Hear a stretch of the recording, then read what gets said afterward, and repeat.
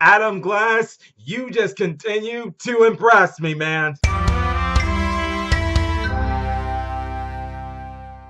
What's up, YouTubers of the world? MegaGeek Mixer here to give you guys my review and thoughts on issue 27 of Teen Titans. Now, I usually do this issue along with other issues of comics that I review all in one to do a quick recap, but this one I had to do a solo on it because I also checked out an interview from Adam Glass with Newsarama about some future things coming up that also got me speculating to some things, and some of them which makes me connect some dots that might relate to Djinn's past, which we got in this issue here. But most of all, what we got here was just a book of the characters each growing closer together. Like they all are paired off into two groups and getting closer together by helping each other out or getting to know each other more. Yeah, you got Robin and Djinn together in this one. You got Red Arrow and Crush together, and then you had Roundhouse and Flash together, getting to know each other better. And it was just amazing, guys. Like, sure, there was no action in it, but sometimes that's what's great about this book, especially Teen Titans. It's all about them learning to grow closer together and sharing their problems and how they relate to them, or how they help people get over their past and stuff like that. Because that's what the Teen Titans are all about. Not letting their past define them, but letting them learn to get past it and become better people for it, which is exactly what we're getting in this book. But let's go ahead and talk about it. We'll start off with the one that was very short, and that was Emiko, Queen, and Crush. You see, Crush was still mad to know that Djinn was does like Crush, but she likes Robin more, and they found that out in last week in the last annual in January when a guy named Joystick took control and said that to Crush. And it may look like that might be true or not, but I'll get into that later. But in any case, Emiko helped her out. She took her to, let's go over here and find it here. Yeah, since Crush was in her room banging things up, so Emiko decided to help her by taking her to this little pigeon coop that she found, and told Crush that she should find a way to channel her anger. And what Emiko does is that pigeon coop helps her with that. Well, this is what gave Crush the idea that, yeah, she's already on to it, but the way she's going to do it is having to deal with her father. So down the line, we're going to be seeing the Titans deal with Lobo, and it's going to decide whether Lobo and Crush will kill or not kill her father. So that's something to look forward to in the future when Crush meets Lobo, and who knows, might also learn about who Crush's mother is. That's the big question of all. Who is Crush's mother? And then the second one, the second one we're going to talk about is Kid Flash and Wally West. You see, in this issue, Kid Flash was invited by Roundhouse to have dinner at his house. And it is here we learn from Roundhouse's mother. By the way, Roundhouse's name, Billy Woo. It turns out like he got before he joined the Titans, he didn't really socialize or do much of anything. And the reason for that is because he suffers from survival guilt. You see, it turns out he got his powers due to an accident that killed his sister. If you guys don't know who his sister is, it's a girl named Clary. And we know of her if you guys have seen issue 25 that deals with Crush's origin story. After that story was a story on how Roundhouse survived that blast that happened in issue 21, 22 or so. And that's where we met his sister Claire, but we don't know if that was a dream or whatnot. But it turns out in real life, Roundhouse got his powers due to an accident that killed his sister, and he suffers from survival guilt and wondering why am I still alive when my sister isn't with these powers? And he feels real guilty of that. But thanks to Kid Flash, he's being out more and everything. But this also helps us see in that despite him being all happy and go lucky, it's just a barrier to hide his survival's guilt of the fact that he's alive while his sister isn't.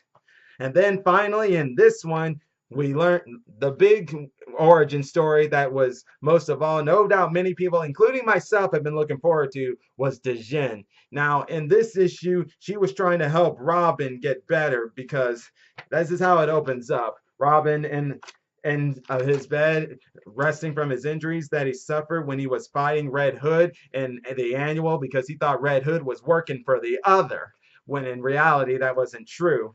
And Djinn all this time is trying to help him get better, but Robin is being stubborn and not letting her in.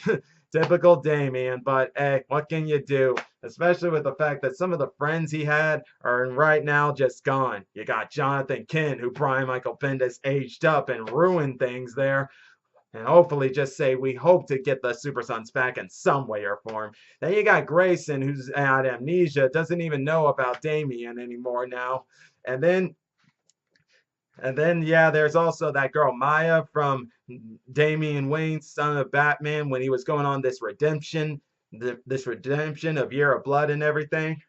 So yeah, he's pretty much got no friends at this point. Dejin's like the only one trying to, but he's being stubborn about it.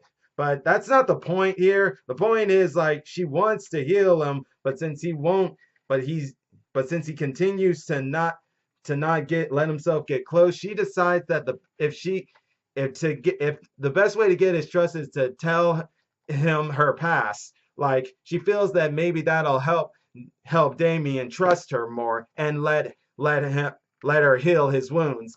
And well, this is where we learned that 4,000 years she had two brothers. One of them we don't know about. Another was named Elias. And basically, back in their times, genies were used as slaves to do what their masters told them to. But Elias and the Djinn didn't want that. They wanted to be free. And so they continued to fight for their freedom. And then one day they ended up having to find this thing called the stone of souls, which is a descendant of heaven. What they were using it for, I'm not quite sure, but it was guarded by a bunch of kids. And Djinn didn't want to hurt those kids. And this is where we learned that a lot of Elias's dark side.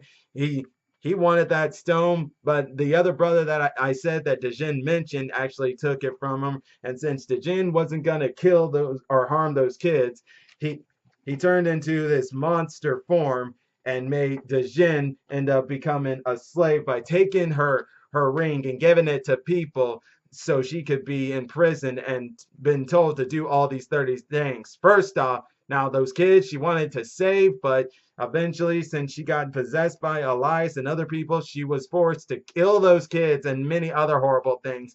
And that's led her to have a very painful scar. She was eventually freed by someone a year ago. I think she's talking in present time wise. And she was free. And that's when, I guess, somewhere down the line, Damien found her.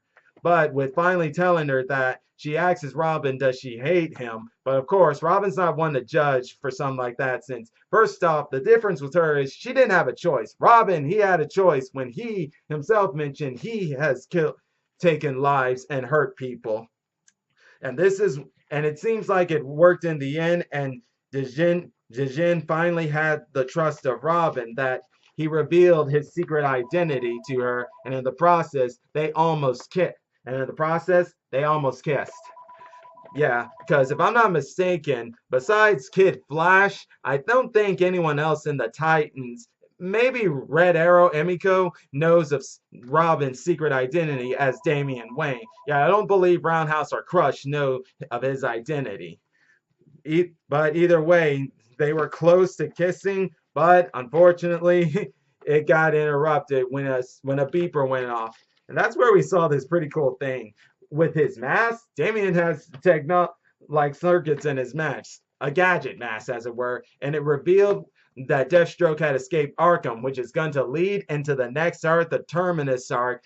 And this is where I'm talking about Newsarama and Adam Glass. You see, Adam Glass stated that after the big Deathstroke and Teen Titans crossover, there's going to be some major impact of what Damien, whatever he does, affects the team. Some people are speculating he's going to kill Deathstroke, and maybe he is, maybe he's not. We're just going to have to wait and see, because sometimes people can break up from a team because of things worse than death. But who knows? It could be something else. But also, while we also learned that, we're also learned from Adam Glass that with Djinn, with what we learned from her origin story, it was just her perspective. Meaning he's teasing that we won't she doesn't reveal everything she says is not necessarily true, or it is, but it's just from her perspective, her side of the story. Meaning there may be something more to it than what she is leading it to believe. And all I gotta say is this is where I think that maybe Elias is other, because the Djinn, the reason she doesn't use so much power is because if she does, Elias will find her and she'll be in prison again. And that's the one thing she doesn't want. She doesn't want to lose her freedom that she now has. That's why she made Joystick and the annual #1. That's why she removed his mouth, because she doesn't want him revealing anything about her past, and for the fact that he also possessed her, which is something she despises. But all I gotta say is I'm thinking maybe the other is Elias. And because since genies have like the power to, well, not necessarily possess people, but that's just the Jin's power. Elias's power sounds like it's bigger than that. Like maybe not necessarily possess people, but have major influence on the criminal underworld. That wouldn't surprise me. So I'm thinking maybe this guy is the other. Not to mention the others symbol has been claw marks, 3 claw marks. And if I'm not mistaken here, let me go back to it. Well, no, he has 5 hands, but even still, you can still make just 3 claw marks if you want to with that. So who knows? Maybe I'm right, and maybe this guy is the other.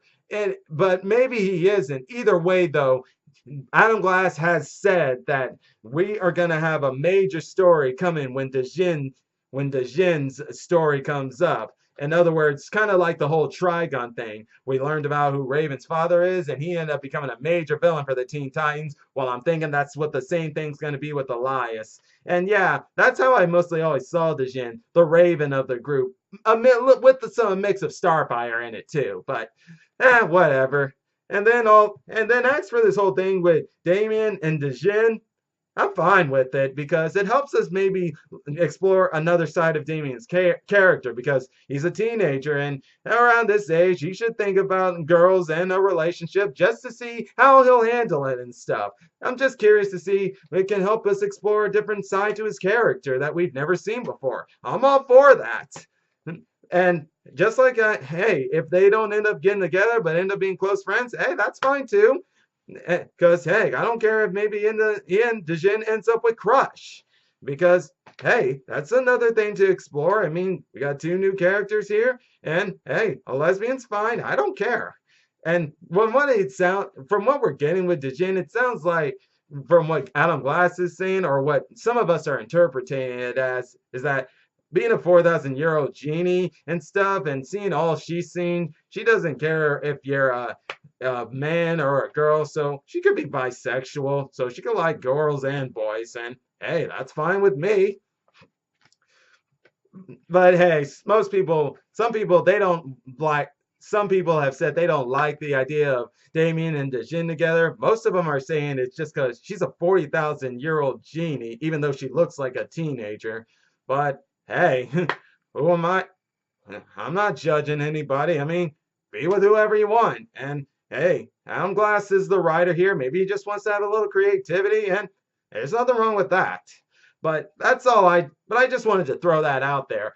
I just wanted to let you guys know about that interview that Newsarama had with Adam Glass about things to see coming forward for the Terminus agenda that's coming up in the Deathstroke Teen Titans crossover we're about to have, to the big stories we're going to have with such as Crush's father Lobo and his encounter with this team, and then with the fact of Djinn and Elias and their story and him taking on the Titans. That's what I'm seeing, and I'm loving that idea. But in any case, guys, I would recommend this book. This book was great. It was like 8.5, or heck, who am I kidding? This was 9 out of 10, man. This was great. But I would really love to know your guys' thoughts on it. Leave them down in the comment section down below. And if you're enjoying my videos, all you gotta do is click the subscribe button, hit the bell icon to be notified when I make more videos. And until then, Mega Geek Mixer signing out. Bye.